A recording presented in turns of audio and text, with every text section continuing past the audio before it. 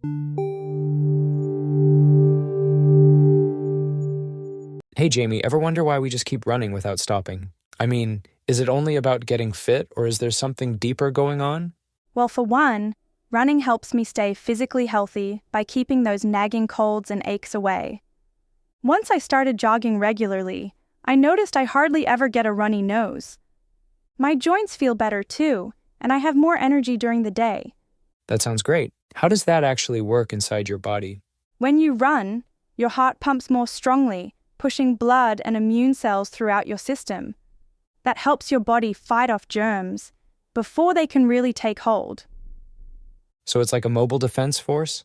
Exactly. And studies show people who run a few times a week get sick up to 40% less. Wow, that's a huge difference. What's another reason you think we keep going? Running is a fantastic way to clear your head and deal with stress.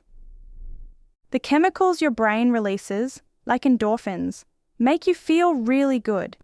You know that feeling when everything clicks? That's the runner's high. I've heard about that. Does it really help with anxiety and stress? For sure. Research shows people who run regularly have much lower anxiety and depression levels. It's basically like a natural mood lifter without any side effects. That's awesome. And you mentioned something about a deeper meaning? Yeah, running has this philosophical side. Each time you push yourself, you're practicing perseverance. It's like life. You face challenges, you work through them step by step. I like that analogy. How does that help you in daily life? It builds resilience, so when life gets tough, I remember I can handle hard things. And running teaches patience too. Big goals aren't reached in one day. True. Does this translate to work or school for you? Totally. I tackle projects the same way I handle long runs, steady effort and small wins. Over time, those small wins add up to big progress. Speaking of big progress, any historical examples come to mind? Sure, think of Terry Fox, the Canadian who ran across the country with one leg. He kept going for hundreds of miles to raise money for cancer research. That's incredible determination. Or Catherine Switzer, who sneaked into the Boston Marathon back when women weren't allowed. She literally punched officials to keep running. That takes guts. Then there's Steve Jobs. He treated Apple's challenges like a marathon, not a sprint. He believed you learn more from failure than quick success. Makes sense. Jamie, I'm ready for my next challenge. How should I tackle a 10K run? Think of 10K as the first stepping stone toward a full marathon. Without it, you can't climb higher. Why is 10K so important? A 10K takes most people 40 to 60 minutes, which fits into a lunch break or a free morning. Sounds manageable, but I'm new. Won't it feel intimidating? Absolutely. Beginners often feel daunted by the distance at first. How do I pace myself? Start by listening to your body, keeping a steady effort rather than all-out speed. So no sprinting off at the start? Exactly. If you go too fast early, you'll hit the wall around kilometers 7 to 9.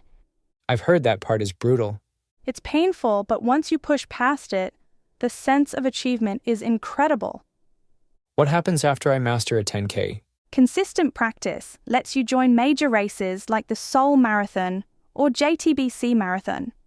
I'd love to race on those big events someday.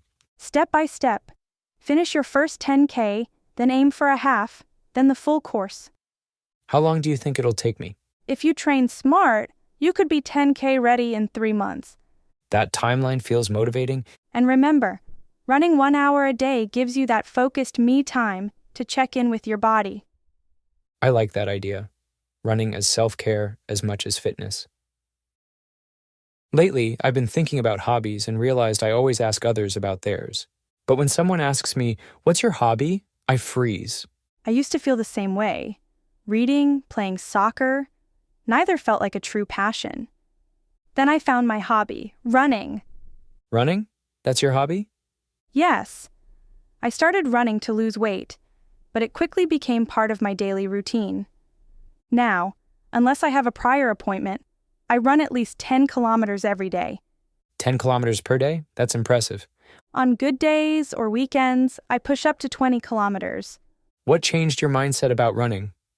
At first, it felt like an obligation for health, but over time, I learned to simply enjoy the act.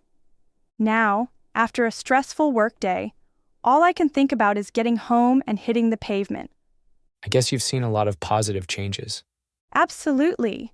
My weight dropped, and I feel light in everything I do. My appetite improved, I eat a wider variety of foods, and my sleep quality soared. That sounds life-changing. It is. Beyond the physical, my stress melts away and my outlook has grown more positive. Sometimes I wish I'd started earlier. Me too. I regret not making running my hobby sooner. Ever read anything that captured that feeling?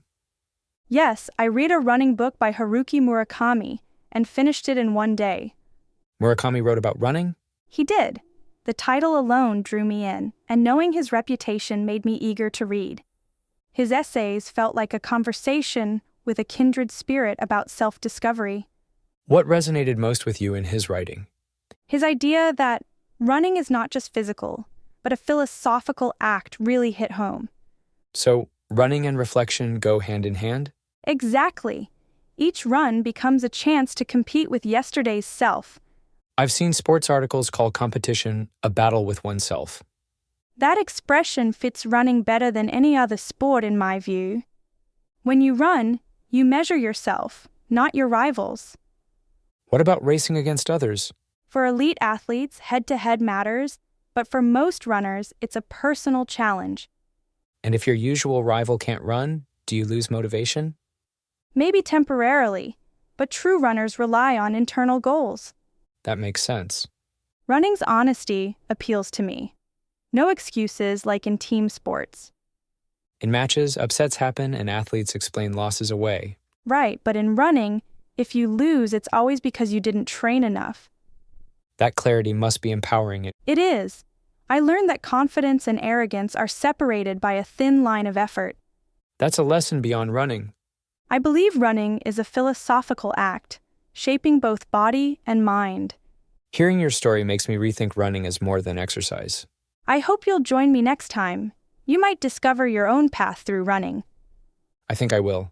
Let's plan a morning run this weekend. I have a friend who always does interval training after work. That's impressive. Intervals can be tough when you're already tired from the day. He told me he read Running and Being by George Sheehan and was deeply moved. Sheehan's book is like a scripture for running philosophy. My friend shared this quote.